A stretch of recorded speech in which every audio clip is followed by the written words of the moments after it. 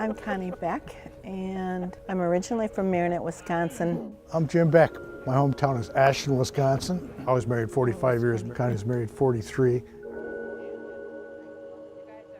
I grew up in Ashton, Wisconsin, and my parents were church people. My mother was superintendent of Sunday schools, and my dad was an usher. We just went to church every Sunday, and that's just the way it's always been. I'm a very special child. I'm adopted. And my parents always told me anybody can have a baby, but you were special. We selected you. So I was an only child, very spoiled. So I was a very fortunate child to have my parents. I grew up in a wonderful, loving family. We were poor, I never knew it, but I guess people in that age didn't. They were very hard-working people. You know, they were the kind that had the huge garden and freeze and can and did all of that. Neighborhood was very close. We did a lot as, you know, families together. I just felt it was wonderful. And as far as church goes, my grandmother was the organist, and my aunt and my grandfather preached when the pastor was gone. My uncle was the choir director. We were involved totally. I would look at the windows, you know, the sun shining through, and I have to say, maybe not the sermons when you're young, you know, but the music, involved in Sunday school, Bible school, camp every summer. I couldn't wait for the summer so I could go to Bible camp. Remember my grandmother, I'd be swinging my legs because, of course, you know, they don't reach the floor, and she'd go like this, you know. So I have a lot of fond memories. I married my childhood sweetheart, Nancy Beck. We went together since we're juniors in high school, and we were married, and she was going to school, and you know, I sold Car Straight Commission for 7 years, and then I ended up, you know, being a district manager for AIG. I had a great life, had 3 children, and a good family, and we'd go to church on Sunday, every Sunday, and we'd go cross-country skiing on Sunday afternoon, or we'd go boating on Sunday afternoon, or we would camp at Peninsula State Park, and we just had a normal family, good family life. We met when we both went to school. Bill Melkson. He was a very sweet man, and he was a Catholic, and so he decided he was going to change. And we were members of Grace Lutheran for a very long time. And then later we switched to Trinity. But he was a gentleman. He loved people. He loved music. He was in the choir at Trinity forever. Made some really close friends there. But he was a good man. She was a professional student. She went to school to be a teacher, because back in those days, either you were a teacher or a nurse. And her mother was a nurse, and her mother always said, never be a nurse. So she went to be a teacher, so she was a teacher. But she didn't want to be a teacher, she wanted to be a nurse. So she went to nursing school, and she became a nurse, an LPN, then she became an RN, and then, you know, she was involved in the church. She became a lay minister, a Stephan minister, very involved, and she ended up being our parish nurse in Manitowoc.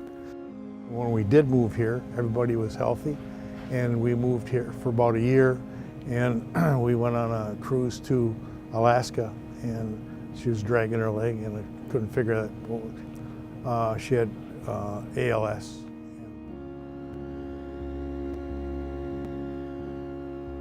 I always remember, you know, through my life, God never gives you more than what you can stand. So through this 13-month period, you know, we kept her at home, and strong family, great family. And Pastor Jim was just very, very wonderful to our family. And, you know, we had a family meeting about, you know, taking off the mask, and she said, well, you know, the Lord will tell me when to take off the mask. And Jim said, I don't think Moses had a CPAP. So, but he was just, without Jim, it was just, you know, it was very helpful. We did as much as we could, and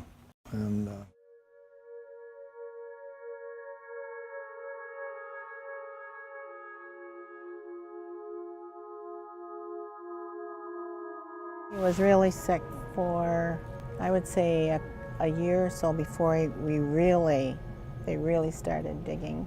And they discovered that he had pancreatic cancer. And it was stage 4 by the time they really discovered what it was. And that was a very devastating thing. He died in 2006, 10 years ago.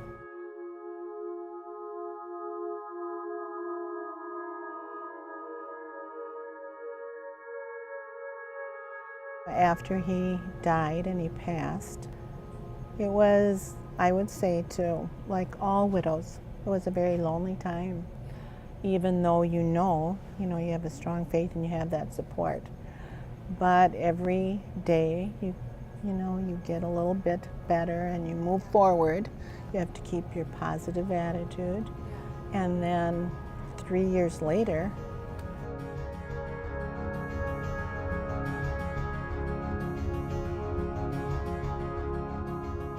and it was a good thing you had a grandson, though. He was my wingman, actually. I'd pick up Jackson at bright beginnings, take him home, make him supper, and then I would bring him to Trinity and pick up Tia, who was in God's Little Singers. And so I'd rush and I met Connie. Outside the choir door for God's Little Singers at church, because that's where I picked up my godchild that I picked up every Wednesday night and brought her home. That's where it all started. One day, my wingman said, "Connie." Oh, and my heart melted. Oh, my word.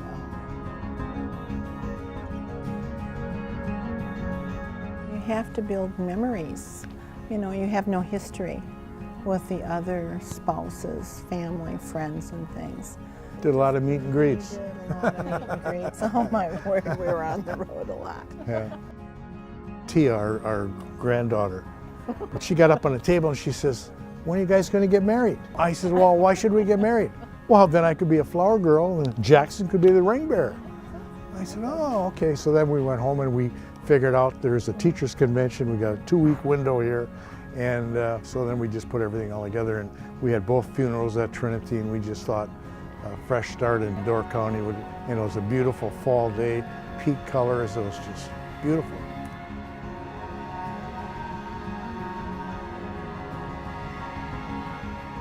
I don't know what it would have been like if we hadn't had our faith and our support community.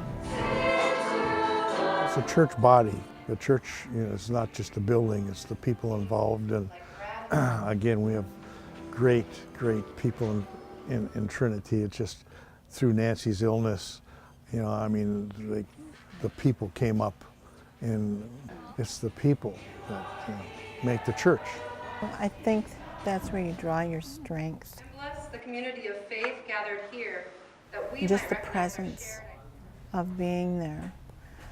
And now the sermons do mean more to me story of how God than when I was little. But everything. There's something there for everyone. That you can get involved in. If you have children, everything there is fabulous. Sunday school, confirmation, everything. I love how the youth does the Wednesday night service, beginning to end. If you like music, look at the levels. There is something there. If you want to do community work, come to Feed My People, help.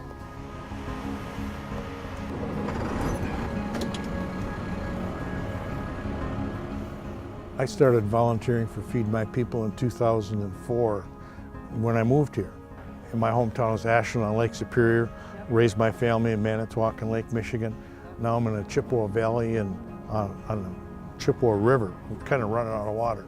But I always imagined, Jesus standing on the hills of the Chippewa Valley saying, "Feed my people." It can't get any simpler than that. There's enough food for everybody. Let's just get the food out there. This guy is the one that got me going with Feed My People. I'm driver 1, she's driver number 2. But when we get there, she's out talking to the people, and she's the PR person. And I do the little thing that lowers and raises the The button lady. I'm really good at that. I just want to make a presence when I'm here, and if I can serve people and do some good for somebody, that's good for me. When we go through this journey, do you live your life for people or do you live your life for the Lord? You know, and does it matter to anybody? As long as you're kind and you're good and you're helpful, it only matters to one there. My life is a perfect example of that. You know, I mean, I've had so many blessings along the way. You know, you just don't get to where you are without God, I don't think. And these little things happen, and I always say, well, that's a God thing. You know, it is. That's the way life is for me. I too, I think I'm so blessed. And even when you hit a valley, some people might say, why me? And you have to come back and say, why not? Here we go. Why not you? You know, and pick up your bootstraps and get going and get on. I always call myself a simple Christian. I just believe in God. And it's not that technical to me. And I look at my life and I've been blessed in so many times, so many ways. Very fortunate to have two women in my life that I'm very fortunate to have. You don't do that thing by yourself. There's just a presence. So I've always been blessed, and I always knew it. And that's our story, and we're sticking to it.